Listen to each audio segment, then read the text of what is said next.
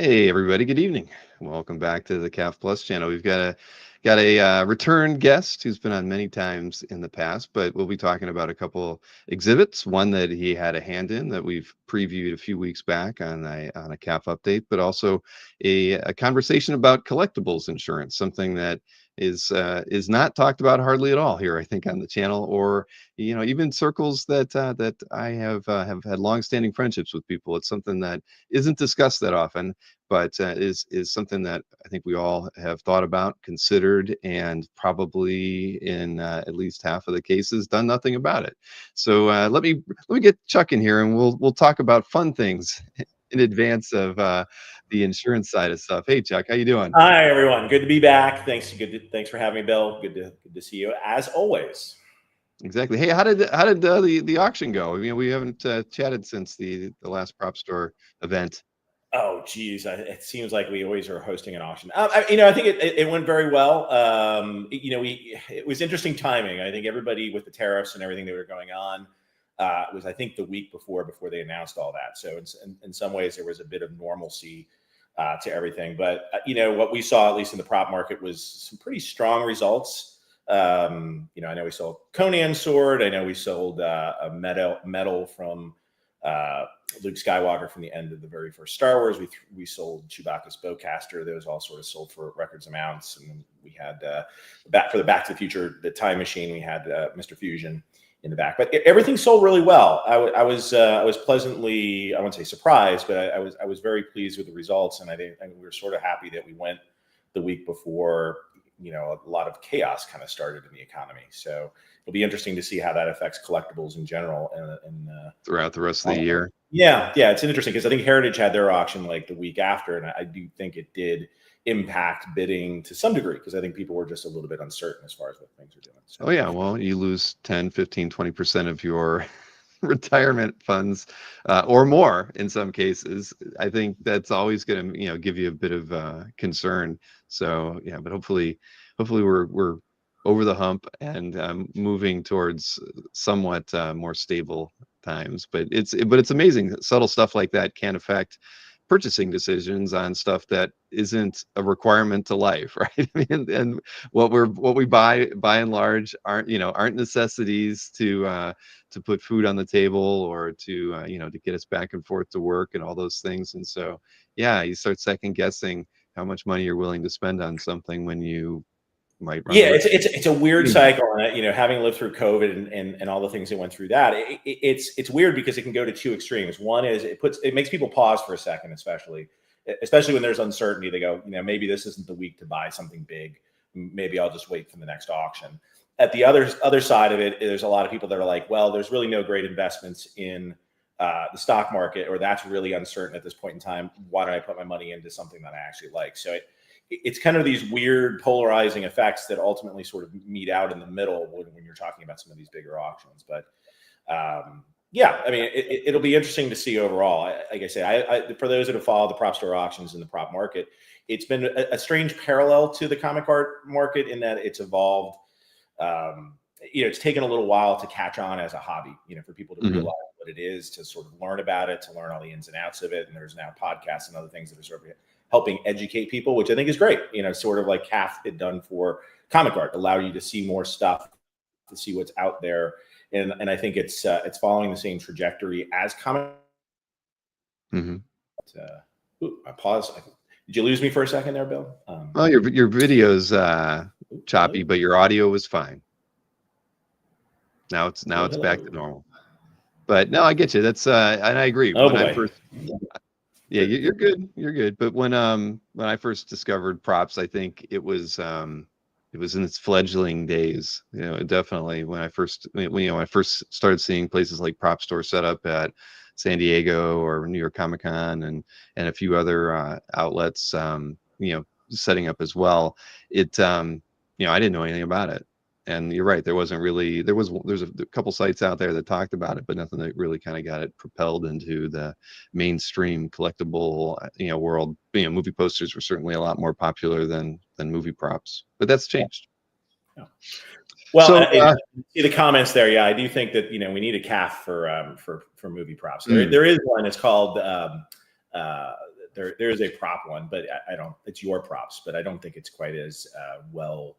I don't think there's a daily routine to going on your props like there is with comic art. I think that's what made comic art fans what it did, is this idea that there's constant updates, that you see those things, that you can interact with people, that they create an environment for it. So it's a very much more active community. So I agree that props needs a better community in some ways, and I think you can create it online, but it takes innovators out there to go to create that and to make it happen. So thanks to Bill and everybody else that's been part of the comic art fans side and helping down the comic art. Took care of that. Yeah. Now you got a new challenge called the movie prop one. Yeah. There you go. Exactly. We tried doing something in movie props back in the day, but it was too early. I mean, there were people that used it, but it just didn't have the, I gave up on it. It was, but at any rate, bottom line is it's something that does have a lot of crossover with the people who collect original art and comics, and I think that just helps. You get exposed to a lot more things that you could add to your collection. I don't have any movie props in my collection, but I've seen a lot that I wish I could own if I was made of money. But then you have guys like number one Marvel fan who collects comics and toys and art and props, and he's into everything. So yeah. There's nothing wrong with being into a lot of different stuff. Mm-hmm. I enjoy the flexibility to go between different hobbies. So. Yeah.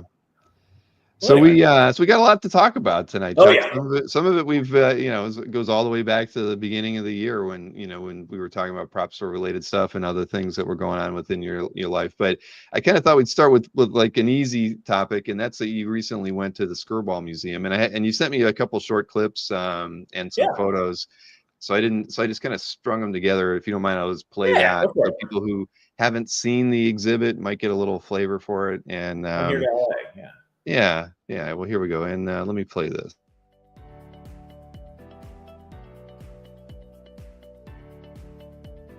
This is David Mack at the Jack Kirby exhibit at the Skirball Museum. The only other time I was here was for the Kubrick exhibit, which was an amazing exhibit. This is an incredible exhibit of Jack Kirby. This is one of my favorite pieces here. Black Panther, double page spread. Black Panther going across the whole shot. We've got like background, midground, all these incredible imagery inked by mostly considered his best inker, Mike Warrior. But I love this piece, Black Panther, Jack Kirby exhibit. With my good friend Jesse Simon, grandson to Jack Kirby, co-creator of Captain America, Joe Simon. The cover for him. A lot of fun. It was incredible. It's so good to see you here. It's good to see you. Yeah, no, it's a very nice surprise. Yeah. There's a lot of comic creators that came out here to support. Obviously, everyone's a fan of Jack and his work, and to see it be recognized publicly, at this museum is really fantastic. Yeah, it's great. We saw, as far as we know, the very earliest piece of Captain America. Right. The earliest art that still exists over there, right, co-created by Simon and Kirby. Right, yes. And you saw Jack's uniform there as well. Jack's right next to it. Jack's military uniform, incredible scenery of the exhibit. Really fantastic stuff. It's just, it's nice to walk through and you see all the different decades and the art styling progressing and the different collaborators and inkers, and it's just like, it's just to look at all of these different things. It's amazing how you see someone evolve. And I'm sure you look at your own career and you see how you evolve. So it's interesting from an artist's point of view. Yeah, it's an incredibly comprehensive exhibit of the Kirby work. Collaboration with Joe Simon, Simon Kirby studio work all throughout his whole career. There's some very interesting stuff on the other side. Yeah, personal works over here. It's so cool to see you. Nice to see you. Yeah, always enjoyed. It's good.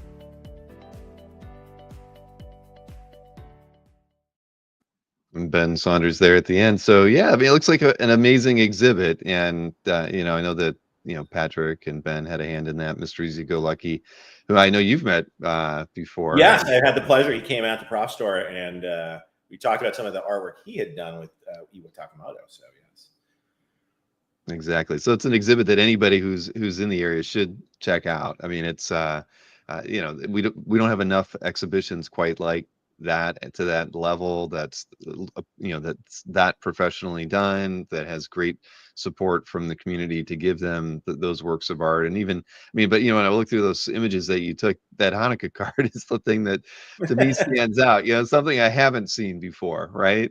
And that's the stuff that's special. And when you see exhibitions like that, for me, those are usually the things that I kind of walk away and remember the best, or and it seems the most thoughtful. Yeah, it was funny. You showed the picture of Ben Saunders, who was one of the co-curators there, along with Patrick. And he was telling me that he was super nervous because the Kirby family was there, and it was like the first time he was meeting the Kirby family for the first time. And it was great to see some of these personal contributions that you saw there, and then obviously Jesse Simon there from as in Simon Kirby, and then I know I ran into Mark Ditko there. So great to see sort of the relatives of these legends all showing up to celebrate their the legacy of their loved ones, and all sort of in one big happy family, as if you were at the Marvel Studios back in the '60s, but you had all these sort of families that were there. So.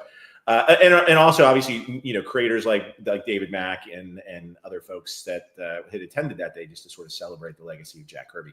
And the Skirball Center, having a focus on sort of Jewish history is also, it was a really great location to put the Jack Kirby exhibit on there. Some people would say there was actually too much stuff that was crammed into the space because there was just so much great stuff. I mean, as you saw, there was the complete X-Men 7 book that was, you could read it wall to wall. It was still complete, still up there, along with, I think there were some comments here, just this, cram packed full of, you look around and go, holy crap, I can't believe that's there. And I donated, I only donated one piece. So I feel like I was kind of like the loser here, that I didn't really donate much to this exhibit, but I'd already donated a lot of my Kirby to the other Marvel exhibits that had been going on. So the only thing I donated to this one was, I guess the only thing is, it was a Hulk 3 splash that I had gotten from Conrad Eschenberg way back in the day. I know when Conrad first had that book complete, it was sort of, I sort of begged and pleaded and said, it's my dream to own a splash from the earliest Hulk book. And he was kind enough to do a trade for me, trade with me on that one. So I still have that, but all the other people that donated there, Glenn David Gold, Eric Roberts, Dave Mandel, a lot of great collectors. You can kind of go down the line. I know, Dinesh was there and some other folks, and Mike.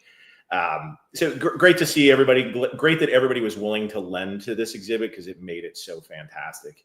Without all those things all in one room, it wouldn't have had the same effect. And I think you saw just sort of that full variety. I was surprised to see that Cap 5 splash that was there. I was like, wow, I didn't even know. I knew the Cap 6 splash existed. I guess I didn't know that the Cap 5 was out there. So pretty fantastic to see. So if you can make it to Los Angeles, I'm not sure how much they charge or if it's a free exhibit, but worthwhile to go see while you're out here. And then you're right next door to the Getty itself, the main Getty museum. So you can make a day of it, go to those 2 museums back to back.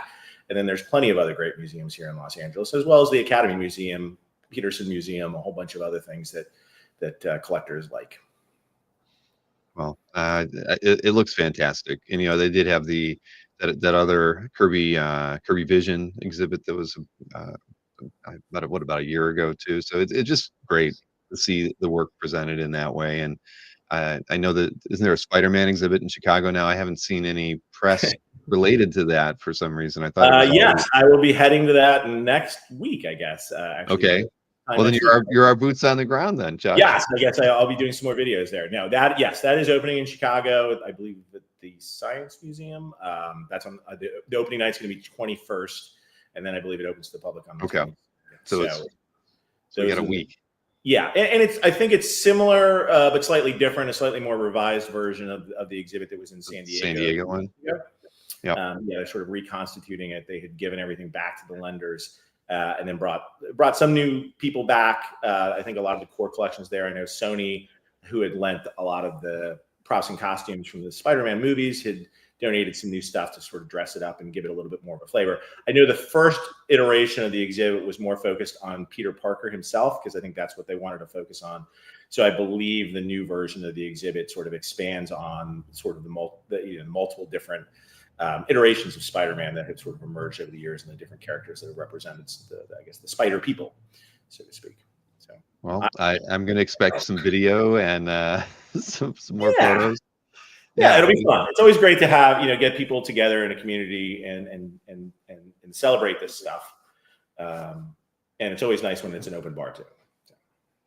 That is true. We've got a few of those at OAX. Yeah, unfortunately you missed out on that this last year, but I know that you will be there. If you can be, you will be there in year 3. Bill, I had a lot going on this year. This has been a monumental year in some ways. Yeah. I know that. Trust me. It's across the board, even just in the industry in general, with the issues with Diamond and everything. I mean, there's been a disruption in 2025 in our hobby in lots of different places and ways, and but again, fortunately, we've had some good things going on, and included in that is the Zeck exhibit that you helped put together at your at the school that you went to and your father went to. Yes. And I thought that was just the idea that you were able to do that, and has a significance to you personally and your family, and to be able to show your appreciation for probably the artist you admire the most and are closest with, in an exhibition like that,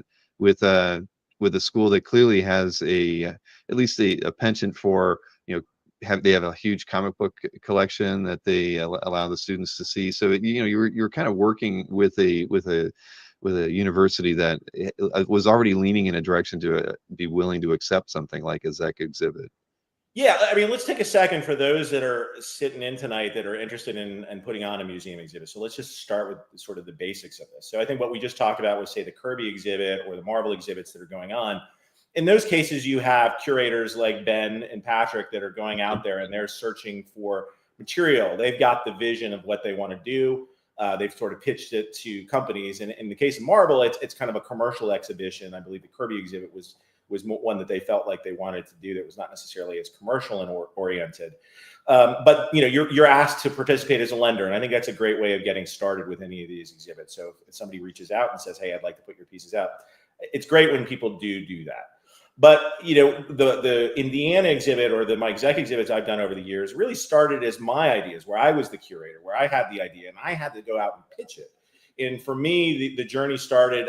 I got the opportunity to work with Andrew Farago over at the Cartoon Art Museum back in 2014, and I pitched him on the idea of doing the very first Mike Zeck exhibit, partly because we were starting to prepare and pull all these scans together. Mike and I had sort of been working on some projects, and I said I had a lot of the stuff, but I knew where some of the other great stuff was, and I wanted to be able to assemble it all before it had all sort of gone into separate ways, and some of those people that had it were going to sell some of those pieces off. So, that's where we had all the Craven Last Hunt covers all together for I guess not the last time, but yeah, who knows? But yeah, they're now scattered out there to the wind, and we were able to get the Secret Wars 1 cover and reknit that with some of the pages and other things like that. So that was my first foray into understanding what it's like to curate an exhibit.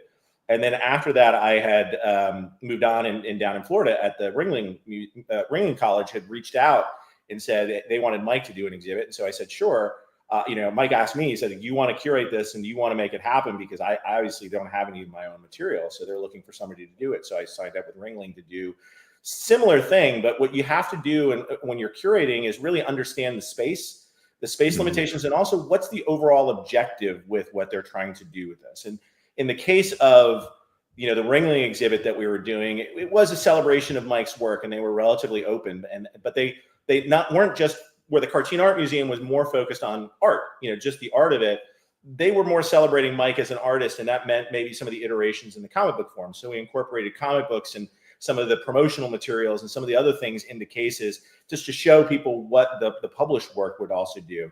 And we also incorporated video to try to bring Mike to the exhibit. And we got some time to actually film with them. And we also used the students, because part of what they wanted to do was leverage the students, use this as a learning opportunity for them, have them help build the videos, have them help with the display and make it creative. And that was a great experience working with Ringling, because we got some people to give their input.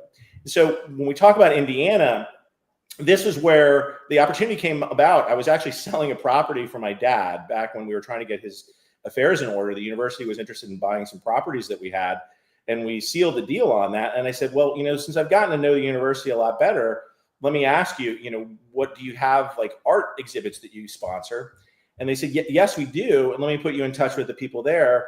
And the McCullough School, which is where I went to, I'll give you a little bit of the history of the McCullough School. It started as a grade school, and it's actually where my dad went in the 1940s as a grade school student. And so he grew up, talking about to me how great it was at this grade school. And it was literally walking distance from his house. So when I became a student in Indiana as a college student, it had gotten turned into an art school where we would do our live drawing classes and our fine arts classes. As the university now says, we're probably the class that trashed that school. So they ended up having to recondition the whole building, and they turned it into sort of a working museum. And so they did a major renovation to the building, and now each of the rooms has been dedicated to a different art exhibit. So they have traveling art exhibits that go through. But with universities like that, they don't always have all the material that they need, and they actually invite, especially alumni, to sort of help co-curate. Mm-hmm. And the goal with this exhibit was to say, they wanted to bring attention to the collections, because there's people that had donated their comic book collections in the past, and Ray Bradbury being sort of the biggest one. So there was this large Ray Bradbury collection of comic books that nobody knew that Indiana owned, and they wanted to bring a lot of attention to the fact that students could actually use these as research materials. So the goal in this case was to take some of the comic books that they had that were Mike Zeck oriented, and to build an art exhibit around that. But also recognizing that students really don't know comic books as comic books. They know it from the movies. We wanted to incorporate some aspects of movie props and other things into there to make it a little bit more tangible, and also show the impact that Mike's art had on the creation of characters like the Punisher and some of the iterations of G.I. Joe and even Venom, to some degree, which is the black costume being a big part of that. So so it took probably about 2.5 years to sort of work from taking the original concept of what we had in Ringling and adapting it and figuring out within that space, because it was a lot smaller space, how do we design it? And then they would do 3D renderings of the exhibit space for me. They would show it back and forth. I gave them scans of every piece. They would literally project it into the space, show me what the final layout was going to look like. We would sort of talk about it remotely. And it was just a really great working experience, working with the folks over at IU and their team to put this exhibit on, and really top notch. Not the largest space, a lot smaller than the Kirby space is, but we try to tell a story of Mike's Marvel career, because we really, when we started laying things out, we wanted to do both Marvel and DC, but what we realized is there just wasn't enough room. And frankly, when you do these exhibits, DC and Marvel like to keep themselves in separate parts of the exhibit. Exactly. We did actually ask for Marvel's official permission to host this exhibit, even though you don't necessarily, a lot of universities may not do that. I wanted to make sure I kept them in the loop and got their blessing on it. So they were kind enough to look at our designs and sort of bless everything. And we just try to tell the story of Mike's career, starting with really sort of the Master of Kung Fu timeline through, his sort of last iterations of working at Marvel. And touch on the high points, Secret Wars, G.I. Joe, Punisher, and make sure that we had some really great examples that were top notch that people could come see. Well, I do have, we've played a 7-minute video that you had sent me a couple weeks back. So I have just a brief excerpt from that for people to get a feel for it if they didn't see that video that I played a few weeks ago. Hi, this is Chuck Costas, and I want to introduce you to the Mike Zeck exhibit here at the McCullough School at Indiana University. Now, Indiana University was my alma mater, and they converted my old art school into a museum exhibition area. It was also the school where my dad went to school when he was in grade school, so a very special place for us, and they're hosting this exhibit focused on Mike Zeck's Marvel years. This is the opening card for the exhibit here. We've got a new piece of artwork that people probably haven't seen before that Mike had done, but was never released. That is an homage to Secret Wars 8. So come inside and I'll show you the rest of the exhibit. We're here at the beginning of the exhibit and pretty much the beginning of Mike's career at Marvel. His first regular title was Master of Kung Fu. He worked with Gene Day through much of the run, and his last issue was issue 102. This pin up here is from 102, the yin and the yang of Shang-Chi.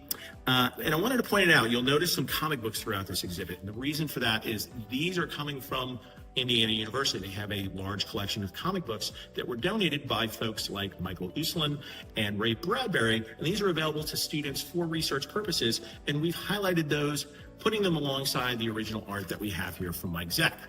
Marvel Superheroes Secret Wars.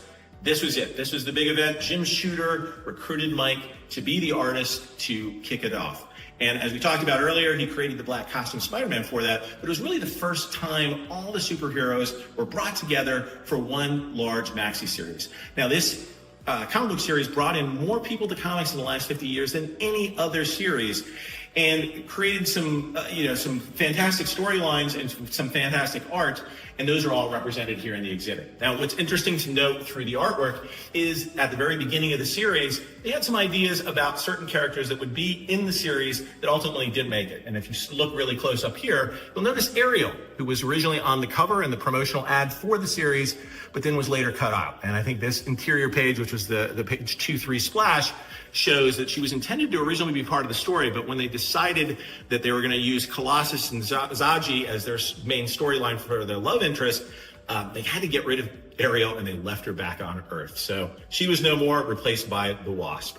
But here we have a number of pages from issues 1, 3, and 10 on display. Those books are still complete, but you can see some of those pages in the exhibit. There you go. And I just realized I haven't posted that video yet from a couple weeks back. So I'll post it as a standalone video tomorrow. So everybody who hasn't gotten the chance to see the whole exhibit that you recorded can watch that on the channel tomorrow. All right. Well, there's a sneak preview then, I guess. So exactly. So, and that exhibit's going to run for a while, right? Through February. That's the plan. February. Right now. Okay. Yeah. Right. And I think even I was trying to look at the Skirball. I think that one's out. It's going to be out there for a while too. So for both exhibits, at least, they're going to be around. Maybe you're traveling through southern Indiana at some point. You might want to put it on your list of things to stop and see. Yeah, it was nice. I mean, on opening night, we had a collector come in from all the way from Ohio. So I always appreciate when people feel like it's worthwhile to make the travel, the trip out there, and they seem happy with their choice to come out there. So yeah, it always warms my heart, especially when I can meet folks that maybe I've met or online or through CAF or something like that, and so they come up to me and tell me their own personal. Curious, was it a Zeck collector or somebody that was just an art collector or a fan of the genre? I think they had Zeck in their collection because it was weird. One of the things that we had done that was a little different for this one is that we decided to have throughout the museum had multiple different levels and different areas. So we had the video that we recorded for Ringling playing in sort of the theater room, which was adjacent to this. But we also had video screens throughout McCullough School, and they would constantly sort of flash different images of Mike's work. And he came up to me and was like, "Hey, I think that's my piece." And I was like, "Well, it probably is," because it was a commission that was done.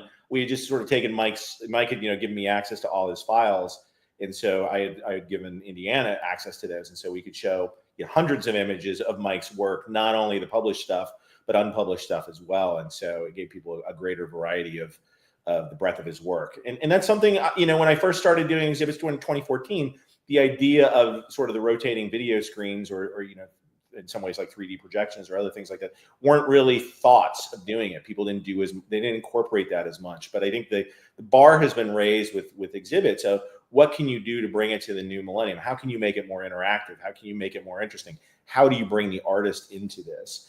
And the other thing that they do is they actually have an audio, sort of a listen along sort of exhibit that you can take into it. And I forget the name of the application that they use now. I know it's funny because I talked to them. My cousin actually works for Bloomberg, and they actually have a similar app.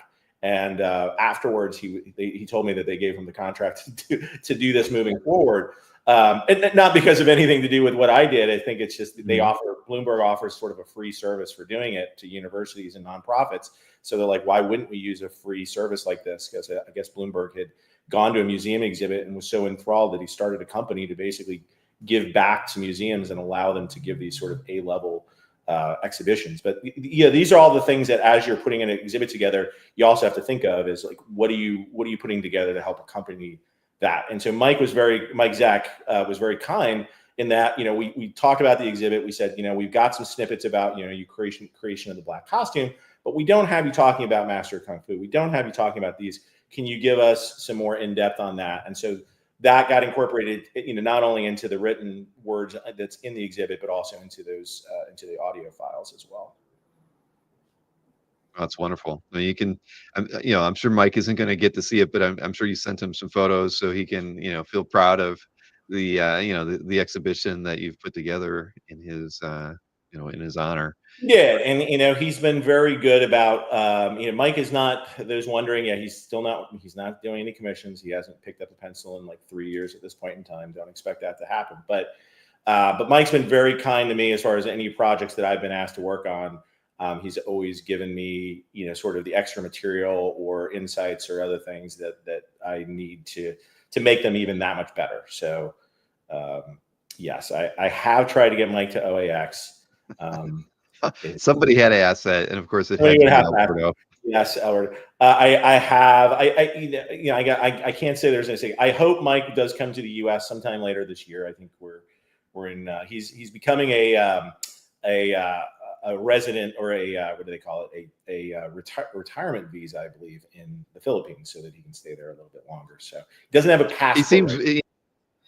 Yeah, he's posted photos socially more often than I've seen in the past, and he looks very, very happy. At the end of the day, there's nothing wrong with that. It's like when you're done, you're done. When we look at Gerhard, you're two of your favorite artists. Yeah, the problem is they were hanging out together and they were talking about retirement, and now Gerhard has adopted the Mike Zeck philosophy.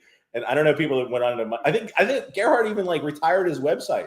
He did everything right. He literally packed up every brush, pencil, drawing table. When I talked to him about OAX 2, I mean, I knew he had stopped, but he was like, Bill, I've literally put everything in storage. Yeah. I was like, wow, you were serious. I mean, after all these years as an illustrator, you'd think that, you'd dabble here or there on your own, but it was just like, boy, he just boxed it all up and put it in a storage unit and never to be seen again. And wow, I don't know. Yeah.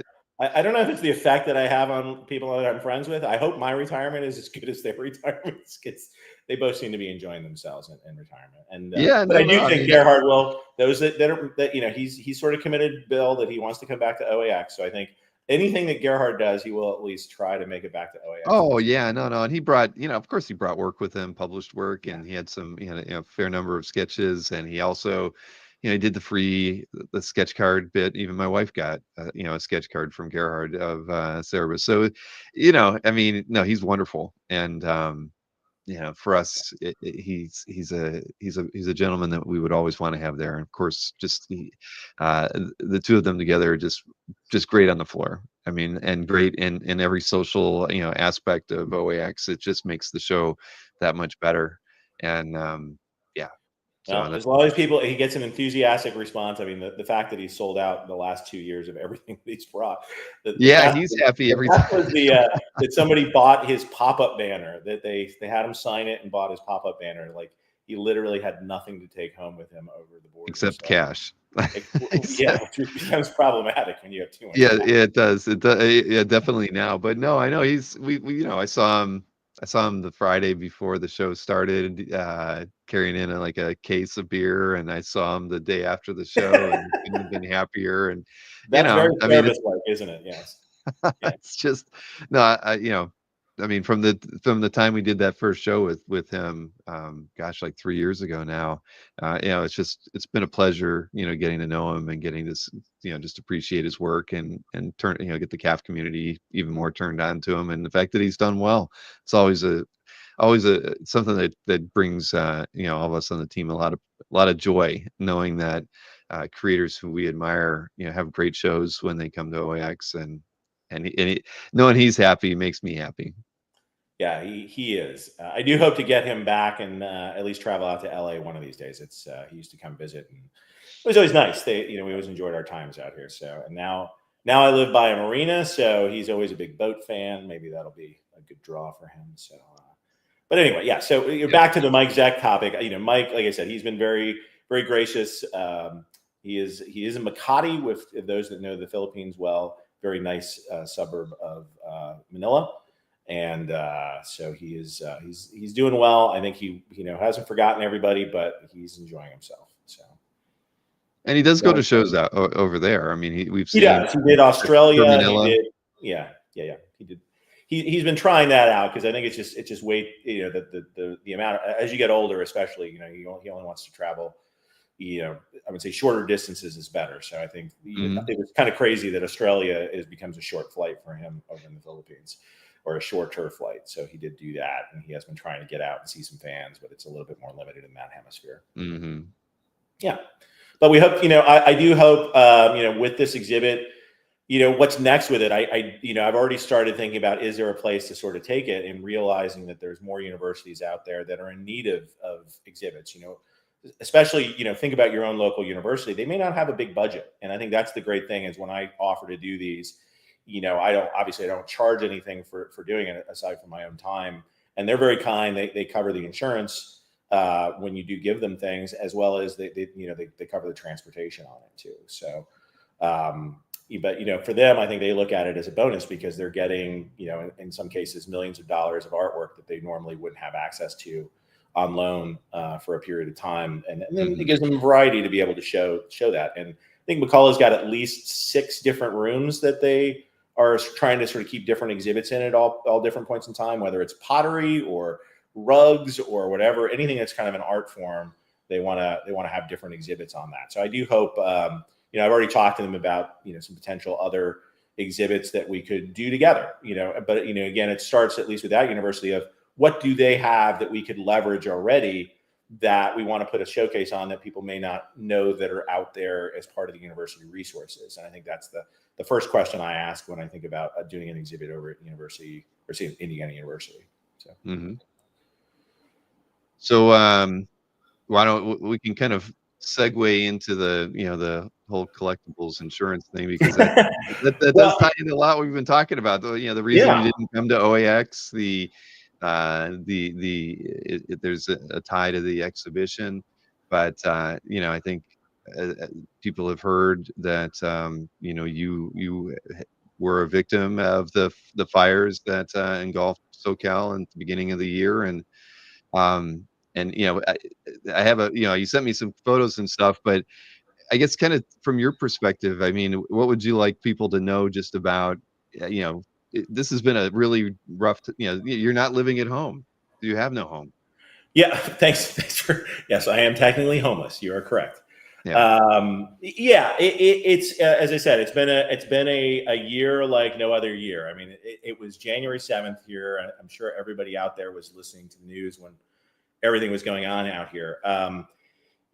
Let's kind of go back to the day, which is, I was, strangely enough, I happened to be working from home. My wife always works from home that day. And I live in the Palisades, which is, it's Palisades and the Altadena were the two areas that unfortunately were heavily impacted that day. So I was working in the basement. She was working upstairs on conference calls. I had gotten a sort of text from somebody that I work with to say, hey, I heard there's some fires in your area. Just wanted to make sure you were aware of that. And, I hate to say we go through this every year. There's always a fire somewhere, and quote unquote near you is usually a few miles away. And, you always hear about fires, and, I hate to say you sort of turn a blind eye because at the end of the fire, there's maybe 6 houses that are burned down, and, that's bad for those 6 people, but you never really think it's going to be anything serious or big, or it's going to affect you. And for those who don't know the Palisades or haven't been over to my house, I live literally by the water. I live by the Getty Villa, in the same neighborhood as the Getty Villa, which is, a few hundred, you can walk to the beach within 5 minutes or 3 minutes or something like that. So you can literally look out the back, you see water all around. And from a Palisades perspective, we always kind of live thinking, okay, you're that close to the water. How much damage could they do? All they have to do is take a plane and scoop up the water and just dump it on your house if anything happened. But that day on January 7th, we were working from home. I got that initial message, and then I started getting something on my phone that said, "Hey, be prepared. Be prepared to pack up," and sort of was an initial warning. And I started taking that seriously. So as soon as I got that, I got up. We were actually in the midst of ending one of our auctions, and I was like talking to one of our clients about the Wolf of Wall Street auction, which was doing really well. And I was like, "Hey, I got to hang up. I got to start packing and evacuating here." So he's like, "Okay." And even in my own mind, I didn't think it was that serious, but I had been through the drill a few times in the past, and so I knew, go up to my room, start packing the big things. Start with the big things first, and then work your way down. So I had actually started in the garage, and because I had been through this before, I had like one of my largest paintings in a crate still that it couldn't even really get it in the house, but it would fit. The crate would fit in the car if I left it in the garage. So I literally grabbed that as the first thing. And then I started packing up. There was a few other boxes that were in that garage as well that I had packed for previous fires that I sort of knew that I wanted to get out there. And then I went into my rooms, obviously grabbed binders, sort of looked around and sort of started grabbing things. And then probably about 15, 20 minutes later, we got you need to evacuate now. This is very serious. This is a mandatory evacuation. You need to get out. And so my wife had been hemming and hawing a little bit about it. And then she finally, after the 15 minutes or so, started packing alongside me. And then, she was kind of focusing on her stuff upstairs. I was focusing on the collectibles that I had. I have to say she was the smarter one in some ways of like thinking about, hey, do we have our passports? Do we have our house documentation? Do we have a lot of this sort of the key stuff, and really thinking about it from that perspective, where I have to say my head was a little bit cloudy and thinking, oh, I've got to save the collectibles. I've got to get some of this stuff out of here. I've got to do that. And, I wish, to be honest, I think the one thing, if you're ever in this situation, be mindful of your spouse, be mindful of the other people around you. It's not all about you. It is about sort of the family being safe and other things like that. And I would say if I could do it all again, I probably would have done a few things differently as far as just making sure that she was okay and she was feeling comfortable, because I think we were sort of doing our own thing, which we're used to doing. But I think people at that time, they need support. They need your help as well. And you need to work as a team to get things out. But so we packed up. Within 45 minutes, there was somebody coming knocking on our door to say, hey, it was a fire marshal. It was like, you got to get out of here. And I had gotten my car pretty much packed to the brims with everything that I could. I started putting the big things in. I got to the end, and honestly, there were some big items that just weren't going to fit into the car. And my wife had focused on getting her clothes and, a couple things and shoes, but she had maybe left a little more room in her car. And I think her focus was really getting out and getting to safety and getting us all set in that regard. So she was out the door. As soon as the fire marshal really got there, I said, look, can I have 5 more minutes? And I sort of went back in, did one more round, sort of picked up some more stuff, and then was on our way. And, luckily we were both, I would say we took everything seriously. We got out of there, but it had started getting very, even when we were leaving, it was starting to get smoky, and, unhealthy, and the sky was red and full of smoke. And, even though it was, allegedly 3 miles away or 2 miles, I don't know, it seemed far away. It was starting to become very real. But I think both of us, when we left the house, felt, okay, we've been through this before. Everything will be okay. We're near the water. The fire engines are starting to you could see, like when we were leaving, there was literally 12 fire engines that were stationed at the corner of the PCH and Sunset. We were right next to sort of where they were hunkering down. And so I guess we get this sense of security of like, great, they're prepared. They're going to get everything. We've got nothing to really sort of worry about. We'll be back tomorrow. But then we went, the first thing was, okay, we all have to evacuate. There's an entire city that's evacuating. We got to find a place to go. And so she was smart enough to, my wife was smart enough to think about like, okay, I can get a hotel near my office that's in Manhattan Beach, which is a little bit further away. We're both familiar with the area because I used to work out that way. So we were able to get a hotel. We were one of the first ones at the hotel. We sort of settled in.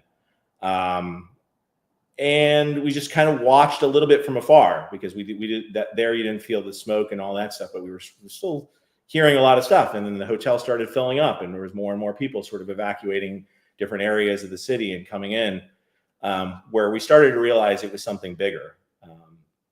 But we sort of hunkered down for the night. There was nothing that we could necessarily do at that point in time. We just kind of had to wait and see, and we're watching it along with everybody else as to what was going on, and until we sort of got to the next day. But I'll pause there, Bob, as we go through. Yeah, I can show some the video. Or well, there's a short video clip. I have the other one with the drive-through on a separate one, but here's some photos and a video of kind of the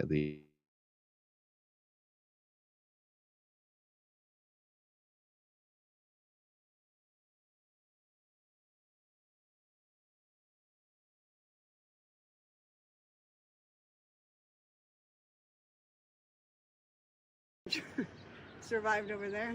Wow, this is worse than I thought.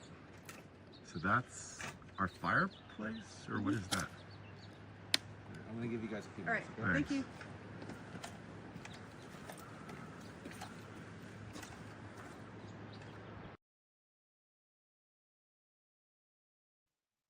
there. So those initial images, were you probably leaving the area? Yes. Those initial images were sort of what it was looking like, the sort of the smoke and everything that was coming around when we were leaving.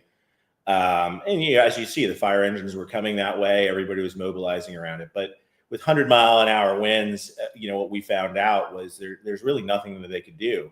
And what was interesting when you sort of look at the damage is that the fire was jumping, like it was almost jumped over the top of our neighborhood into the lower aspects of it where we were. And the closer that you were to the beach, strangely enough, the more at risk you were. When they've, for those that aren't in LA, they've still blocked off the PCH, which is Route 1, for about a 10-mile stretch that goes from really Santa Monica all the way up to Malibu. And when I did that drive for the first time, what I realized is that about 80% of the houses literally on the water were gone. It was just amazing. When you think about, like, again, you could scoop up water, put it on your house. You're literally half of your house is like overseeing the water. How could that happen? Nobody could imagine that something like that was going to be happening. So thank you, Alberto. I appreciate that. But again, and I guess that's the point. We were okay, and I think that's the thing. As we got out safely, we were so lucky when. What are the odds? I don't usually work from home every day, and it was just an odd day that I happened to be working from home that day.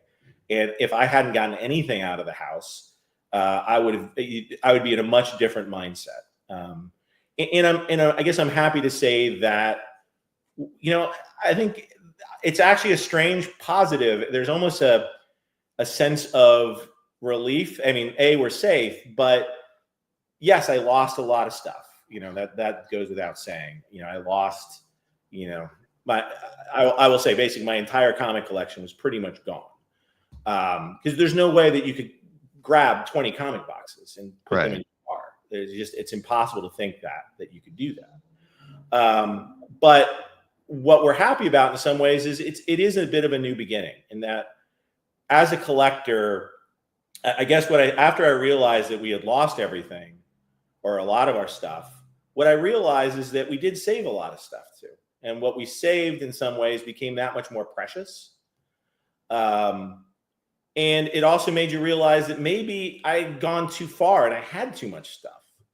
And maybe I wasn't appreciating it because I had so much stuff that I couldn't see through all the weeds in order to really understand like what was making me excited about the things I was collecting. Right. And from that perspective, again, I wouldn't wish this on anybody. But from that perspective, I look at it as a chance to take what is left and start anew and sort of focus on, it makes me pause before I buy something and say, do I really need this? Is this, a lot of the things that I had were just sort of sitting in boxes for 30 years. And like every now and then I pull them out and I was like, is that really how I want to spend my time and money, is buying something that's going to sit in a box for 30 years? Probably not. And so it does put a new perspective on how do we rebuild. I think, we look at it as a positive of we now can build, you'll show, I'm sure, some pictures of where we stand now. but we can build our dream house. You know, in that same spot. You know, there was things that we didn't like. Frankly, we were due for renovation. I'm not going to lie. And I have to say, my garage was full of stuff that my wife wanted me to throw out. The good news is I don't have to worry about that anymore. So save me a few days of cleaning the garage. But again, you know, but you can laugh about it. But in the honesty of it is, you know, it's extremely painful. And, you know, some of the things I don't want to talk about the things that were lost. There definitely were some things that were extremely painful. This is my property now. Thank you to the Army Corps of Engineers here, who have been really diligent in trying to clear the lots. You have to remember there were 6,000 houses that were impacted just, I believe, in the Palisades. 6,000. And you can see houses in my neighborhood. In some parts of the Palisades, there isn't a house to be seen for blocks. Mm-hmm. I mean, it was an entire community that was completely wiped out. My neighborhood, you know, I'd say about a third of the houses got wiped out. But 2/3 of them are still standing. And so from a positivity standpoint, my neighbor, you know, I will still have neighbors that I recognize there, you know, and the other ones whose houses got burned down, they will also, you know, hopefully rebuild as well. And they can also hopefully rebuild the way that they want to rebuild, you know, and we can all hopefully have a slightly better house in some ways. It's going to take time and it's going to be painful, but yeah. And so, yes, so thank you. But yeah, it's not something, but yeah, going back to sort of the timeline of things, what was even worse of that week was not only did I have to get my stuff out of, you know, we had to get it out of my house. I had taken my stuff over to Dave Mantel's house, who has an apartment in Hollywood. And so I'd stashed my stuff there temporarily. Mm-hmm. And then within, 2 days, they got evacuated. And so Dave had to go through the whole exact same process that I had gone out and figure out, what do I prioritize? What do I take? And, you know, he talks about it on his podcast, you know, for those that listen to the Stuff Dreams Are Made Of. He sort of has a whole episode on his experience with it. Yeah. As Dave jokes, he was like, well, I took one of your binders, you know, and it's like, hey, I didn't take something of mine. I took one of your, and I do thank him for that, because that was, you know, at least he was being mindful of, like, if I did lose everything, at least I'd have that one binder. And it was very possible what was going on. And then insult to injury, then I took everything to my work address out in Valencia, and there's literally another fire. I didn't send you pictures of that one, Bill, but literally another fire within a stone's throw distance. And so I had to evacuate everything out of that. So going back to the Indiana exhibit, so after all that, after 3 evacuations essentially of all my stuff and moving it around constantly, I called up Indiana and I was like, I've got this stuff stashed away. And the reason it sort of survived the fire was that it was all stashed at work, because I had sort of stashed it there. This is, I guess this is showing, this came from our neighbors, but this is showing them driving down the day afterwards, or 2 days afterwards. And that my house is right there on the left. You can see it's to the left. I recognize that house right there. And then they took to the left, and then you go, oh, that's not looking so good. So we were literally the last house on our block that got burned down completely, except for the front facade. But you can see this is the rest of my neighborhood. The entire rest of the neighborhood up to that point, or that block, is gone. And this is, when you drive through the Palisades, this is par for the course of what it looks like everywhere. And you can see there's nothing. There's no sorting through and finding, you know, a trinket. You know, my fridge was, I couldn't even recognize, you know, my fridge or dishwasher or any of that stuff. Like the steel had melted so much. My fireplace had melted. Like you saw one fireplace. I don't even know where the second fireplace went, because it had melted to the ground, and it's a fireplace. So it was amazing, just the amount of destruction, the amount of heat. I will start the discussion about insurance of, like, I talked to the insurance adjuster and I was like, well, if I had a fireproof safe, would it have helped me? No. They're like, no, those can maybe last an hour in sort of low heat. But in something like this, everything just gets obliterated. It's literally like a bomb, you know, a nuclear bomb went off. So when you're in these kind of fires, nothing's going to save you. There's just I had 2 levels. They all collapsed into one level, and just it was impossible to sort of recognize almost anything that was in sort of our house. So there was no doubt that I wasn't going to find a single comic book or piece of art or anything like that. As soon as I sort of saw my house, I sort of knew there was no coming back, and whatever hadn't gotten out. But the nice surprises were, like, I was finding, like, it was funny. My wife made a joke that I had more shoes than she did, because I had been going to the gym pretty regularly, and every day I'd throw a different pair of shoes in the car. So I had like 5 pairs of shoes in the car, and she had like 2. And she was like, "How did you end up with more clothes than I did?" And I'm like, "Look, it wasn't by design by any means. It's just me being messy and not cleaning out my car." So, Wow. but yeah, I mean, so let's talk. I mean, let's transition this into a little bit about insurance and sort of. I mean, where would you like to start? I guess as we talk about insurance. You mentioned speaking to an insurance adjuster. Did you start on I'm assuming you started with your home insurance first. If that's the most important thing. But Yeah. you did have other insurance and other insurance outside of your typical homeowner's insurance policy to cover your collectibles. I did. I had Collectibles Insurance Agency, and I've been a customer of theirs for 20 plus years at this point in time. It's always one of those things that you always, every year you're like, why am I paying this again? It's thousands of dollars that you're putting, and you're like, it always feels like you are paying something that you'll never, I mean, I'm sure it's the same way with any type of insurance that you never think that you're ever going to cash in on. But in this case, I thank God. And we also had a home insurance, but for those to be very clear, your home insurance is not going to cover things like collectibles. You really need to have a separate insurance writer. And I do believe you can get those from different places. Collectibles insurance obviously has been around there for years. They've tightened up their rules a little bit, but they at least understand the collectibles market more so than some others. And how long had you worked with collectibles insurance? Like I said, probably 20 plus years. I remember getting it back in probably around 2000-ish. I have to even go back. Yeah, I mean, they were always around, and they were one of the earliest advertisers on CAF when we first started having ads. They only advertised for a few years, but that's how I became aware of them, was them being in the market and trying to get some business out of this. But you were even with them before that.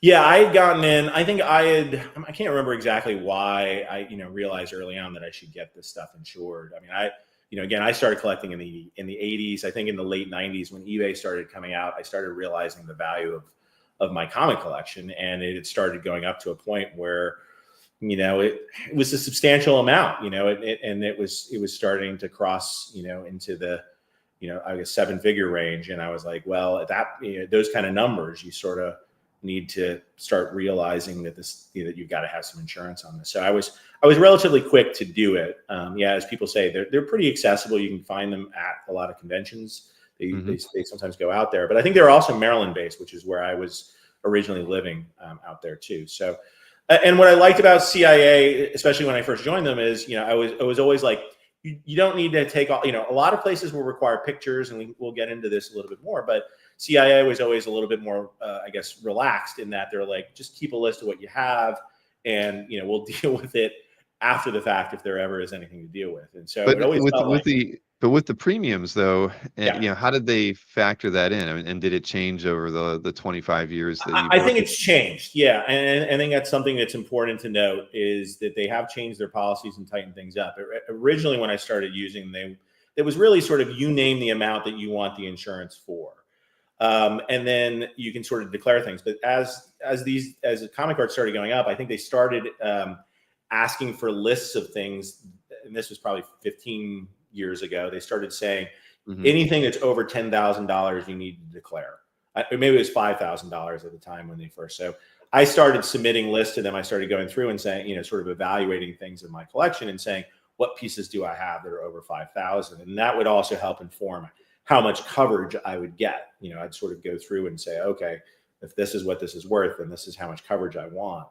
But as the years were going by, the premiums were going up and up and up to keep up that coverage. And what I found I was doing was, it was just like, I'd gotten to a point where I was like not comfortable with the amount of insurance I was paying per year.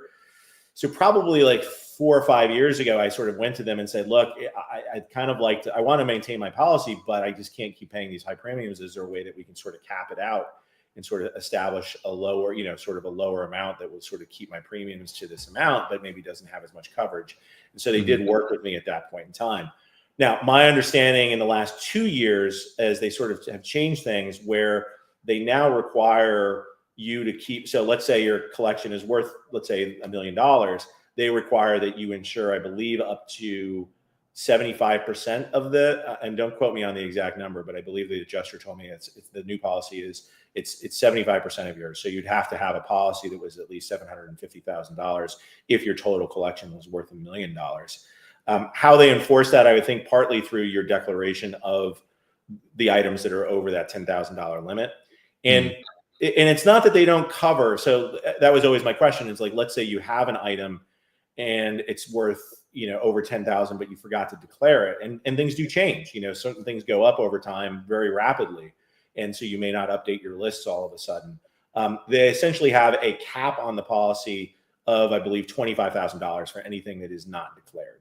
So if you have a piece that, sort of started bridging into the $10,000, they really say, we're going to evaluate the value of your item when it's lost. So we recognize we're going to evaluate it based on the market value of it. And what they'll do is they will get an independent adjuster. The independent adjuster will look at the list. And so what I had was, I was pretty good about every time. A few years ago, I had done sort of a true up of my entire collection to try to add at least all the original art. The comic books, it was very difficult to sort of go through and make sure I had every one, but I had done a pretty good faith effort. And I would say 85 to 90% of my collection was documented in a spreadsheet.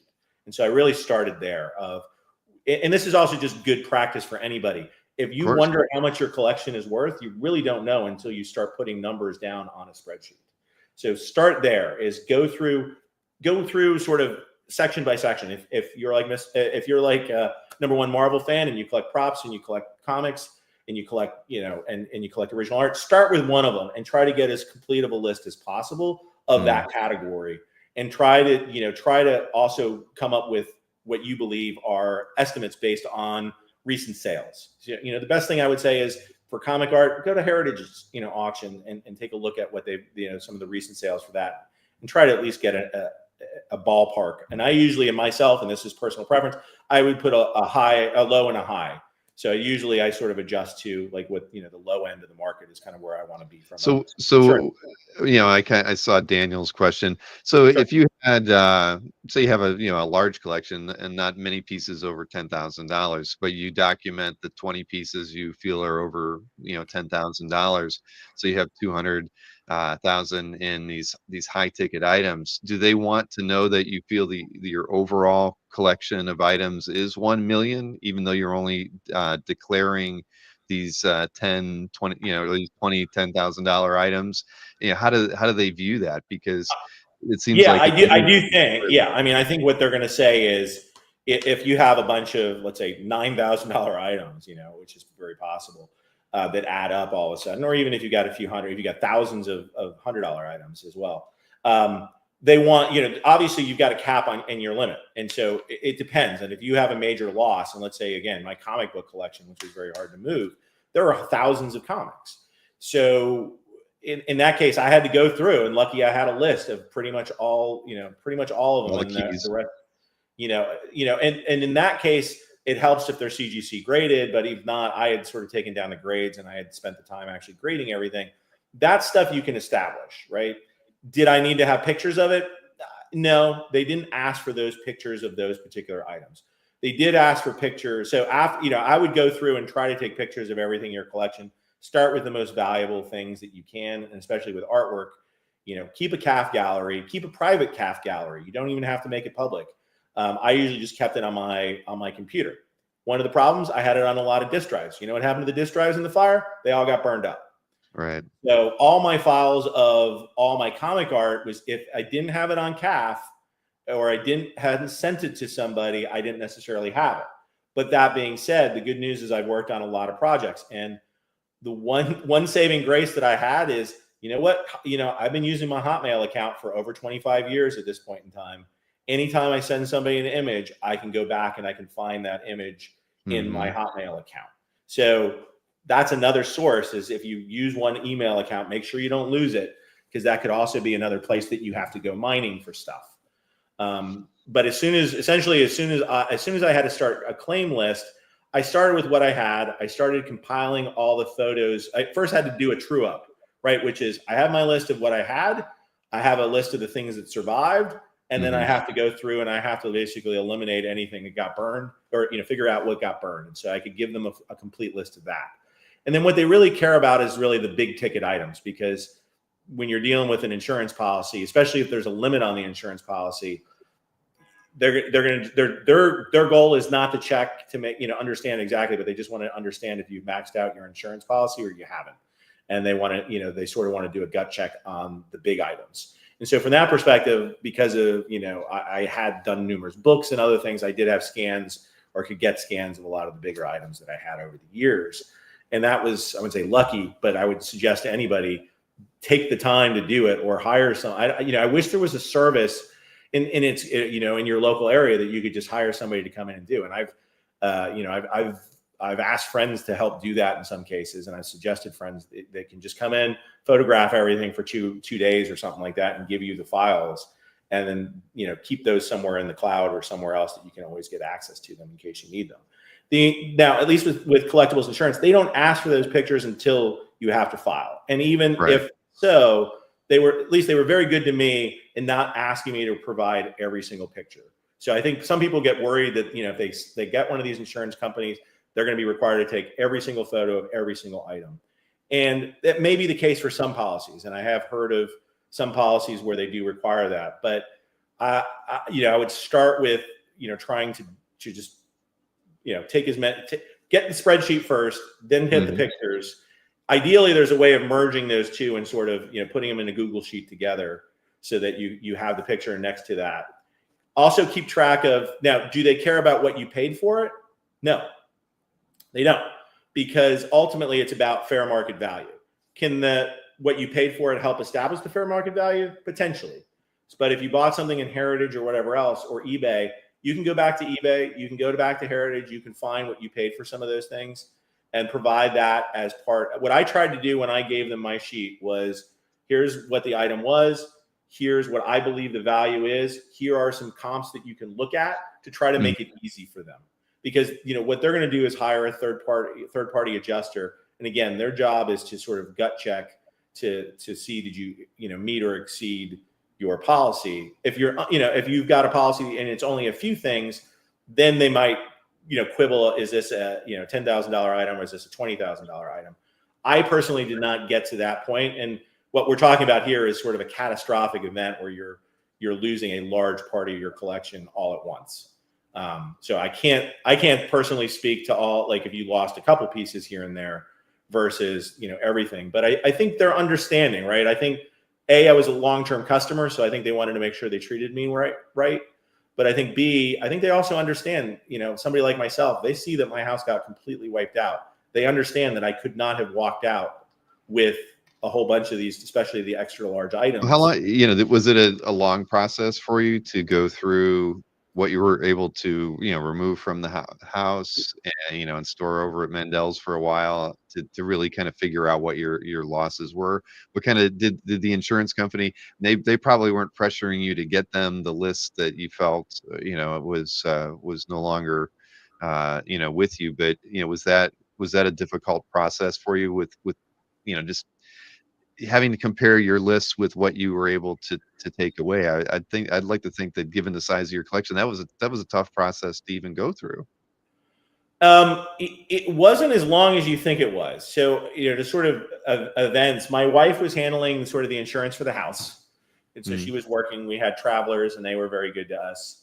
I was handling the comic art. And I think basically the day after I found out that we lost our house, I basically called up a CIA and said, I have a claim to make. I don't know what it's going to take to sort of do this. This is what at least my preliminary estimate of what it's worth. But I just want to at least start the process. Because what I was worried about was so many people making claims that they were going to get backlogged. Oh yeah. And what they told me is, I think at the time there was already 6 other people that had made claims in the area, and I think by the time I went through the process, there was probably at least twice or 3 times as many of that they were dealing with. And so yes, I was not the only one, and they were dealing with a lot of stuff there. But I guess when I got the stuff out, when I gave it to Dave, had it stored, within probably 3 weeks, I had sort of gotten, maybe 3 to 4 weeks, I had gotten it back from Dave. And then as soon as I got it back from Dave, I started just going. I had already, before I got it back, sort of remembered what I had pulled out. And then there was basically, I made a preliminary list of like, here's what I know I have, here's what I'm not sure I have, and here's what I know I absolutely lost. And so what it was, to get to the answer relatively quickly, it didn't take that long, because it was really honing in on the ones that were maybes. Did I find them or did I not find them? So. And in most cases, you store your collection in portfolios, so you know which portfolios you have versus which ones you didn't. So it was easier to isolate and get to the list. Yeah, I have to say the portfolios made it really easy, and I think that's the great thing about comic art collecting is if you keep things in your portfolio, in a situation like this, you can grab the portfolios. You almost don't have to worry about damaging the artwork because it's somewhat already protected. The stuff that did not do as well is the large oversized pieces that were potentially hanging on the wall. Mm-hmm. So, and those are usually the ones that you love the most, but I don't want to freak anybody out and tell people not to frame things and enjoy things. But those make it framing something does make it a little bit more difficult, or you worry in the heat of the moment, am I going to damage the frame? It's like, oh crap. It's like, I don't want to scratch the frame. Maybe I'll just leave it. You've got to be able to sort of take it. And I used to go with the philosophy that the bigger the piece is, the more I'm going to enjoy it. Unfortunately, it's also the bigger the piece is, the less chance it's going to fit in your car when you're in a situation like this in a frame, and you might have to leave it behind. And I think that's that's the shame of it all. So, but well, let me. There was a couple questions. Well, Stingray kind of mentioned initially. He said that he signed up for collector's insurance in January. They didn't ask him for an itemized list, but he doesn't have any items valued over 10. But he mentioned about exporting a spreadsheet from CAF, and then Alberto asked if that were possible. And I just wanted to let everybody know that is something that we put into CAF, because we look at, it's your data at the end of the day, and you should have access to it. So for people who've taken the time to post their full collection to CAF, whether it's active or not, you actually do have a way to export it. And as many people know, there is like that private data section where you can list what you paid for a piece and that kind of stuff that isn't public. That all gets exported with the basically a CSV file. And the way you get to it on CAF is just off the main menu. There is underneath your account and collection. Second link is gallery report, and I just started opening tabs. Well, here, actually, I should probably just click on it and show you what it looks like by default. The gallery report kind of just gives you just an overview of everything that you have in your CAF. It lets you filter a little bit on room by room or by art type. It kind of gives you a generic, if I've entered data for what I've purchased stuff or what I think it's worth, it comes up there. But right at the top, there's a click here to download a CSV file that takes you to another page where you just tell it what you want. You can export everything, or like in this case, I picked miscellaneous stuff, a gallery room with that. And when I click the download report on that, it says there's 161 items, and you basically get a commented limited file that you can save this as a CSV, import it into Excel. We carry over the link to the image file, so you have that, the title, and then every bit of information that you've stored with it, whether it's publicly available or privately, behind the scenes in the private data section. So we kind of put that, that we weren't really thinking about catastrophe side of things, but we really felt like we knew that collectors weren't in many cases taking the time to inventory their items, and we always felt like one day they might want a spreadsheet, and why reinvent the wheel if they've already added all their collection to CAF. Here's an easy place for them to just pull a list whenever they want. And yeah, So in a for a situation like what you had, if every piece was up there, even if it was inactive, you could have pulled a list from it from here. But everybody maintains their spreadsheets. They're up in the clouds on Google Docs or whatever. But for members of CAF, that this is there and it is available. And is it the data? Can you export images as well? No, we don't have you exporting images, Brian. But at the end of the day, it's linking to it. I think when you drop that file into Excel, you can probably modify the column where the image URL is, because that is what we're showing there is actually the image URL here. So like this is the Redcoat 2 page from my CAF. If I put that in here, well, okay, I've got the wrong link in there because of the period at the end, or the comma separating it. But the thing is, so we carry over the image too. So it's easy enough for, I think you can, when you write your own query in Excel, you could pull it so then the Excel file will show the image along with the data that's gone with it. So, yeah, look, I don't keep good tabs on what I've paid or what I think the value of my art is. And I've got like 700 pieces in my CAF. So, but at least they're there. Even if I haven't gone and entered anything in the private data, at least I've got the inventory there, and it's probably about 70% of my collection. So, I try to keep up with the big stuff, but just like you were saying, Chuck, you maintained, you kind of had your own side spreadsheets and things, but for those who aren't as prepared, this is a way to do it. And it's a good place to start. You could just, get your spreadsheet and throw it up there on something on the cloud, and then you have it for later. You can maintain it yourself or update it later with another export out of CAF if you wanted to. Yeah, I mean, I think just having it in CAF or having it somewhere in the cloud with the images is the first start. As you say, you don't necessarily have to keep a running list of the value, but where that does come into play, as we talked about, is when you're trying to establish and figure out how much insurance should I be getting. You do need a way of figuring that out, and especially when this stuff all adds up and you realize just how much equity you have in your collection. It starts becoming a little bit eye-opening. But frankly, I also used it to sort of help me make decisions as I'm selling things, like around prioritizing things. So having the spreadsheet in one place is a start. If not, have it all in CAF or something like that. I think having the list first, the images second, and then ideally in the perfect world, you're merging those two into an application. I think the problem is, Bill, I couldn't even tell. Like I know at Prop Store we've got a back-end system that we do Google Sheets all the time where we have the product, and then we show a thumbnail of it, and we also have a link to the full thing. We have a pretty intricate system that we built custom in order to maintain that on a regular basis. It's not something that we necessarily sell, but I do think there's a market for something like that, because there are some applications that are out there. I know Dave and I had talked about it. He'd been shopping around for a few different things that there were some products out there that did just that. It was a way to inventory your entire collection of anything, whether you collect comics and or coins or wine or any.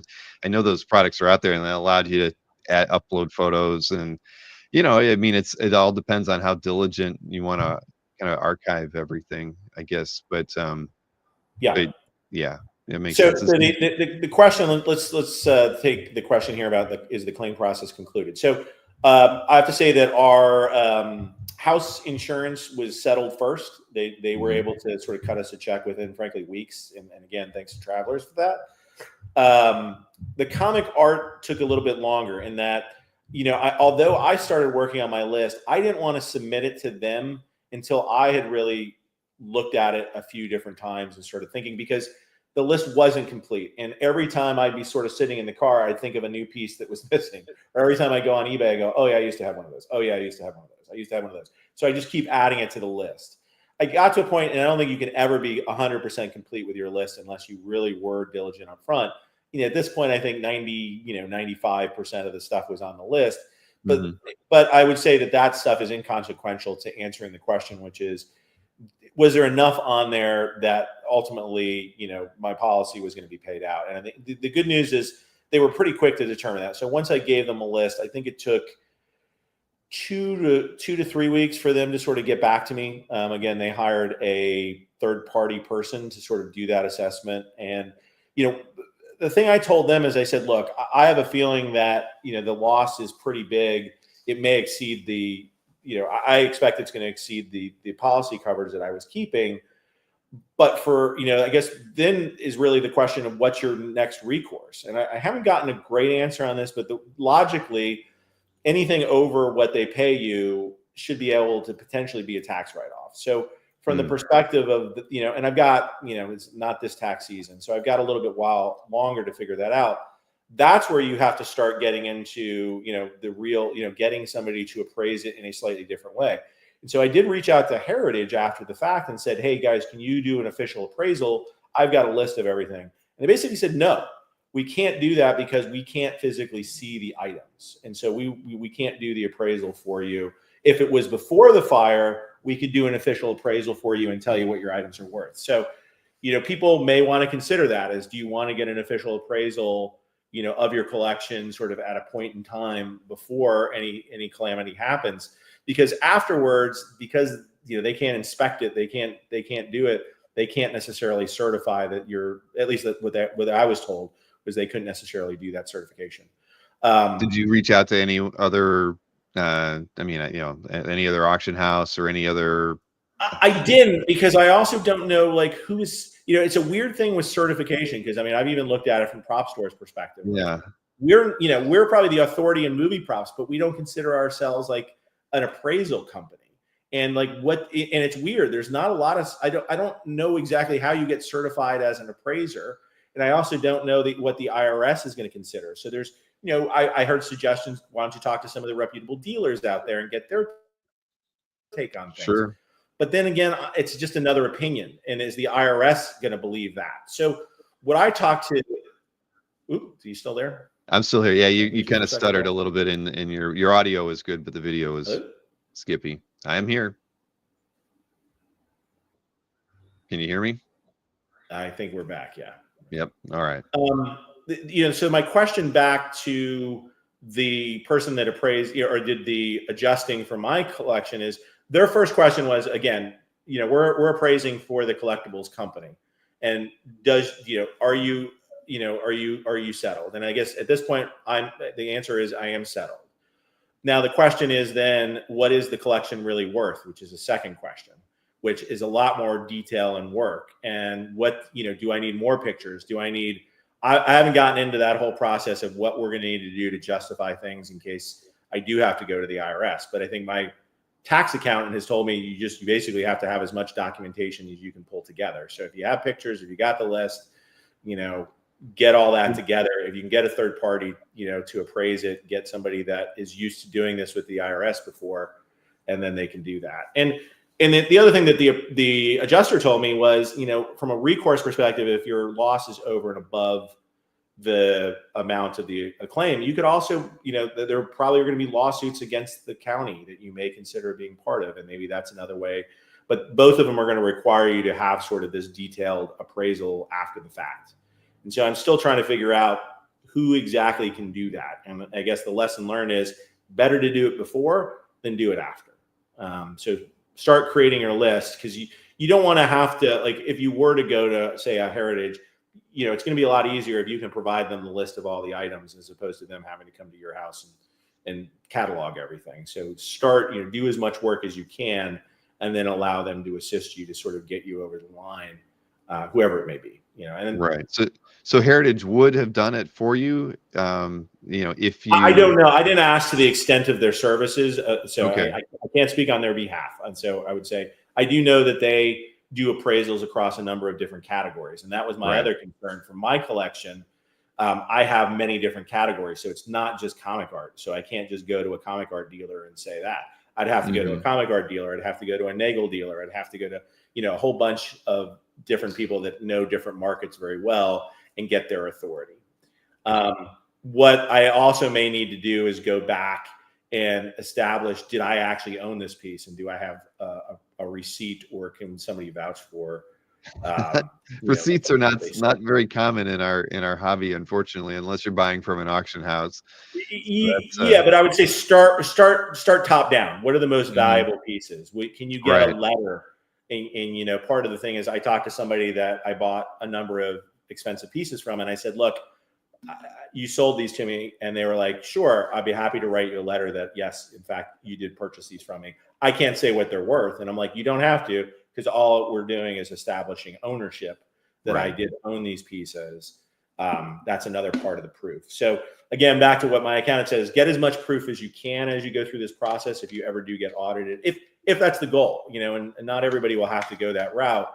And I'm not even exactly sure what I'm going to do next. But it sounds like you have a lot of work ahead of you, just because you're in doing that, you're going to have to establish the overall collections value as compared to what the amount so you say it's 1.5 million, but the insurance policy covered up to 1 million. So you're trying to hope that you can quantify that $500,000 over what was paid with insurance for some future tax benefit with the IRS. But that's going to be a lot, because now you're really looking at the breadth of everything that you lost, and that's that's challenging. Like you did, because you didn't even mention comics in there too, and the comics were a big part of what was lost. Yeah, I mean, I think there's that. I think there's that challenge, and obviously nobody wants to mess with the IRS, and I want to do, I want to do everything by the book. So that's why I'm taking my time right now to try to figure that out. Additionally, and I'm not a tax expert. There may be special circumstances for natural disasters, but the other thing is, the initial thing that my tax accountant told me was it's treated like a sale. So in that case, it's treated like capital gains. Right. But I believe he then sort of went back on that and said, well, maybe there's actually for if it's declared a national disaster, there might be a different tax law. So I'm still trying to navigate the tax world on that. So again, I don't want to give anybody, just realize that the more information you have up front, the easier it's going to make your journey if you're ever put in a situation like I am again. Exactly. And the thing is, so like you said, the homeowners insurance settled early. Travelers is a good insurance company. I don't have them, but that's good to know. And it just took a little bit longer, but at least the process is complete, right? With collectibles, and yes, we're good to work with. And I can tell you, I don't insure my collection. I insure artwork for shipping. Since I work with helping ship stuff for Brian, we ship a lot of artwork here with the mystery sketches and things like that. And I just felt like having an additional policy that covered insuring art that we were shipping was because the cost of insuring any shipment is very it's not affordable, right? So using a collectibles insurance for that was really really wise. But I've definitely entertained the idea of reaching out to them and trying to figure out what would it look like to insure our policy or artwork that I have to store here for somebody whom I'm selling it for from a live stream or something. And is there limitations? Can if it's only in your hands for 30 days, you have to worry about that. How does all that work? And I've never asked those questions of of the insurance company at all. But when you hear of something like this, it gives you pause, and it makes you think that it's something that strongly needs to be considered. And I know that many of the collectors who I'm friends with don't have any insurance beyond their typical homeowner's policy. Yeah, I mean, the other thing I will give as far as a tip is, the other saving grace I had was I lend a lot of things out to exhibits. I think we talk about that. And as part of that, when it goes out to an exhibit, I have them cover it under their policies. So every piece. So in some ways, it's been a bit of a strategy. It's a nice byproduct. I never really thought that I was going to have to sort of take advantage of that. But by it being under a different policy, it can lessen your, because when you're insuring your collection, it is that collection at a certain address. Mm-hmm. So technically the stuff that if it was at work and it burned up, it wouldn't have been covered under my insurance policy. Right. Because it was not at my home address. It was really only covered under my home address. And there may have been some allotment for other things, but keep that in mind as well. So if you have things at multiple locations, you have to have different insurance policies that cover that. And so, I have not yet broached the question of getting, sort of renewing my insurance policy. I believe, hopefully collectibles insurance will still continue to insure me. But I think if I go back and do this, I'm going to have a lot more documentation But then we'll also have to look at, part of my potential strategy is potentially keeping things in multiple locations so that I am hedging my bets. But then if I do that, I also have to have different insurance policies at different locations. Now, was some of the pieces at the Zeck exhibit in Indiana at the time of the fire? They were actually all at my office at the time of the fire. And so, so they all were saved because of that. But then when we went through the rush over at Prop Store, I ended up calling them and saying, you got to get some people out here right now to pick this stuff up and take it cross country. It's, it was sort of all packed up and ready to go already. I just needed them to get it to a different state because I just wasn't sure what was going to happen another week from now. And I was driving myself batty, having just lost the house, having moved my collection 3 times.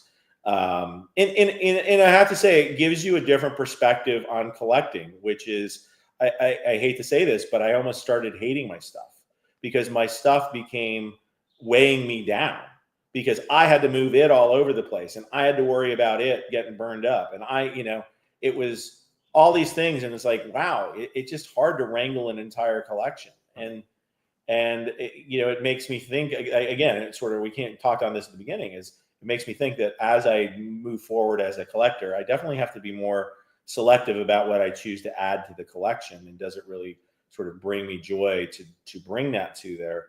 And right now I'm not really in the mood of selling, things that just happen to be surviving, but I do want to think about, how do I make my stuff less of a burden? Because it is, when you have to pack up this stuff in 45 minutes and fit it all in your car, it gives you a different perspective. That's what your size of your collection should be, is it should all fit into the car if you really want to feel comfortable about it and not leave anything behind. And most of us, unfortunately, don't have collections. I don't know. Some of us do, but in my case, I did not. And I wish I did have a smaller collection so I didn't have to worry so much about it.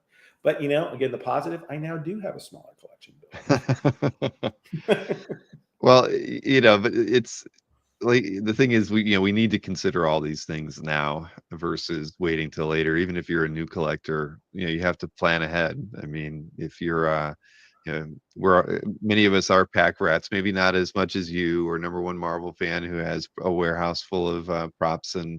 Bill, I'm looking behind you, and I'm pretty sure that you would not be able to get everything in your house out. I would not. And I've got. Well, the one thing I bought was I have a tool cabinet on wheels. It's like a 5.5 foot by long by 2.5 foot deep, and it's 3 foot tall. I'm using that as my flat files, but it's got wheels, and I have probably half of my collection in that, along with some of the and I use that for storing with the art sales I do. Like I have going in stuff that's coming in, stuff that's going out, and I bought it with the idea that I could roll it right out the door into the backyard if I had to, but I don't know how far I'll get in the grass with it, but that was the thought, right? Was just that how can I get things out of the house really as quickly as possible, and that was part of the consideration there. But Bill, I'm gonna come up with an idea for comic art collectors, which is get basically a tub that is watertight so that you just throw everything into your pool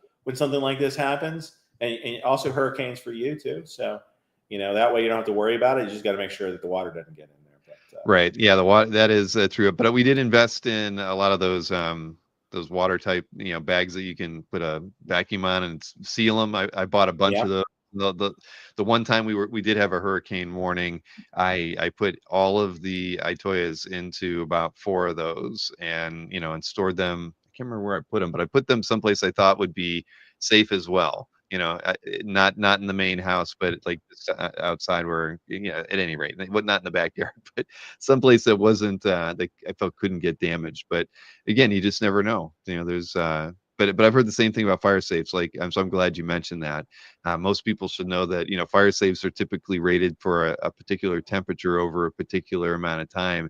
Even if the fire department would get there in time, and put the fire out within 30 minutes, the heat alone, even if it doesn't melt the safe, the art inside of that is all going to be browned and damaged by the heat that it was that was around it during that time. So fire safes are really only good for a short amount of time, and I looked into them and then I just decided it just wasn't. It's just going to be something big, taking up a lot of space. And if I have a fire, especially living in the country, there's I've seen it.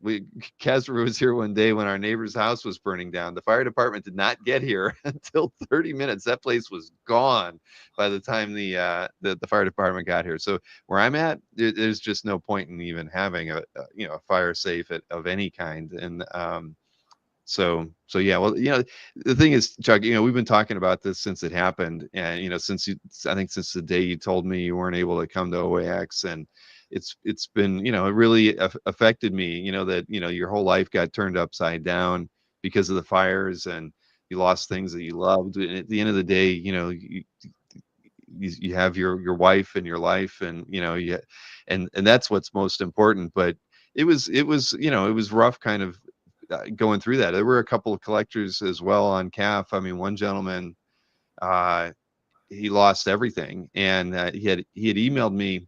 He wanted me to delete his account, and I always kind of ask somebody, why, was there a problem on CAF? Did it, something that I maybe should be aware of? And the gentleman said that they lost everything in the fire, and then I told him, well, you don't have to delete your CAF, you may need that. And he had already deleted every room and every artwork, and we weren't even able to give him an export of it, which was unfortunate. I wish he would have reached out to me in advance, because the guy had collected stuff that it wasn't of the norm. It was like underground California art, things that were done in the 60s and 70s that are so rare. I mean, the things that they were used in print were irreplaceable if you even had them. It was kind of shocking to just go through that, and knowing what happened to you and a couple other collectors it was tough. I mean, to see all that and know that, that this could happen to just about any one of us. So I appreciate that we waited till all this stuff, the dust settled with the insurance claim, that you still had you still wanted to talk about it with us. I mean, it means a lot, and I hope it gives people a lot to think about, and about how to take care of their collections, and to look, collectibles insurance is the one that's most well known out there. But I do think there are others, and I'm certain, even if you went to your homeowner's insurance policy, they'll talk to you about it. They are a lot more costly to insure anything that's considered a collectible or a valuable. Because like those insurance policies don't cover things like jewelry and firearms and other things like that. You always have to typically go to a different insurance company for anything outside of personal belongings. Even your computers, in many ways, aren't properly covered under a base homeowner's insurance policy. Yeah, I mean, I go back to some of the basics, which is think about hedging your bets. Think about not necessarily having everything in one location. Think about if I hadn't been able to get home that day and get anything out of my house. My outlook on life would have been completely different. I would have lost sort of everything. Well, not everything. And I guess I had stuff in the exhibit. So I guess I would have had stuff that I had lent out to exhibits, and I would have been happy with that. But, think about, I would say part of it is a diversification strategy. I mean, people talk about it from an investment standpoint as well, but it's also a physical location standpoint. And I hate to say, especially if you're in a flood zone, if you're in a fire zone, and we're all becoming in that. And that is unfortunately, I hate to say, this is probably not I'm not the last collector that's going to go through this in the upcoming years. So, I never thought it was going to be me. I always thought I was paying insurance money and it was just flushing money down the tubes. I'm glad I did. And my philosophy on the insurance was, I didn't insure everything for everything that it was worth, because I figured what I really need is enough that if the disaster did come, I'd be okay. And that's essentially where I'm at. I'm not destitute. I am homeless technically, but it'll help me rebuild, as I have to move forward. And I'm not recouping everything back, but it was I can't say a once in a lifetime. I hope it's a once in a lifetime for me disaster that I incorporate. It was funny. I was actually talking to Steve Lealoha the other day, and he was telling me, did you know that Steve Lealoha used to be a firefighter? I did not know this. I did not know that, but he's got that look though. Yeah, he could have been. It's like he knew that Darth Vader was like a firefighter in space. But but no, he had sort of told me, he's like, well, the odds are, that it's not going to happen to you again. So, I mean, the odds are with fire victims like this, it doesn't happen more than once. Although I'm a very lucky, I always tell people it's like winning the lottery in reverse. It's like, I am usually a very lucky guy. In this case, I beat the odds, but it was not the odds I really wanted to beat. But yeah, back to my other point, which is, diversification is a good thing. Lend things to exhibits, if you get the opportunity, because there is a nice byproduct of that, is that it does help with your insurance as well. And then if you do have multiple places that you can store stuff, sometimes that's good, sometimes it's bad. But also, fires, in some cases, you're not going to be able to always protect against. In this case, my entire house was wiped out. There's nothing that could have been done in that case. But hurricanes and other things like that, there might be some things that will keep you want to make sure that everything's protected from the rain. You want to do these things. So think about your environment. What are the likely, or not even likely, what are the possible things that potentially happen there, and be prepared for it. And when you're come up with a go list, think about what are you going to get, and do you have it stored in the right location? Because that was the other thing, is we were sort of lucky. We grabbed my passport, I grabbed some of the other things, but make sure you've got your stuff compiled so that if you're given 5 minutes, you can get the stuff out of there. If that happens. Yeah. And that's something I've thought about too, is just like, that short list of things that you're going to take with you as quickly as possible after you take care of your family and your pets. What's that one or two things that you definitely want to get. But I've always, there are a lot of collectors who don't hang their originals on the wall. They make prints of them and hang those versus having the originals up there, so they can sort of appreciate what they have without keeping the the valuable art on the walls. I mean, that's always an alternative that I don't do. I mean, everything on my walls are the originals, but I know a lot of collectors that do that. And I think there's that's certainly something to consider if you want to display without actually displaying the. Well, I will tell you, like, what was also surprising to me is, like, the banks burned down in downtown Palisades, and the safety deposit boxes that everybody thought their safe stuff was in there, gone. Right. All burned down. They told me that the safes that are actually the ones that are truly fireproof were like built in the 1920s. Like, even today, modern days safety deposit boxes did not stand up to these fires. So, that's also, again, false sense of security, is that you've got it in a safety deposit box. It's called a safety deposit box. How could it go something wrong? You're paying money to keep it safe, but yet it wasn't safe. So, yeah, I mean, I don't know. I mean, in some ways I'm more inspired to give back, I guess, and I think that the things out of this, that I've kind of learned is, one, look for ways of giving back. I think the Palisades community, especially, and not to put down Altadena, I think they've also got a very strong community, but being part of the Palisades community, what I've been really amazed at is just the positivity of a lot of people coming out of it. And the fact is, I think everybody feels strongly that we're going to rebuild it, that they also realize how special our community was. And those that had never been to the Palisades before, it was really, I used to live in Chevy Chase, Maryland, and I felt like that was a town that was sort of stuck in the 1960s and sort of that perfect Americana. And the Palisades, for me, had that on the West Coast. And it was a beautiful town where kids could go out and play and hang out. And I think everybody wants to bring that back, and brings back what's good. And I think there's a willpower that's there, and I think we're going to make it happen. It may take 7 to 10 years, but we're going to make it happen. And so I think there's a little bit of that, but I also think to me, it's how do the first question I want to ask is, how can I give back? So I know when, like, for instance, when Prop Store did their auctions earlier this year, we teamed up with CORE, which was a charity that gave money basically for fire victims here in Los Angeles. And, I worked with the Costume Designers Guild on trying to give money back. And I do want to get involved. So if anybody out there, if there's, causes or, auctions that you want to do that can benefit some of the fire victims, then I would say it was great. But the weird thing about raising money for fire victims is it becomes, there's a lot of needs. And, the Red Cross has been amazing. They called me the other day and they're like, hey, how can we help?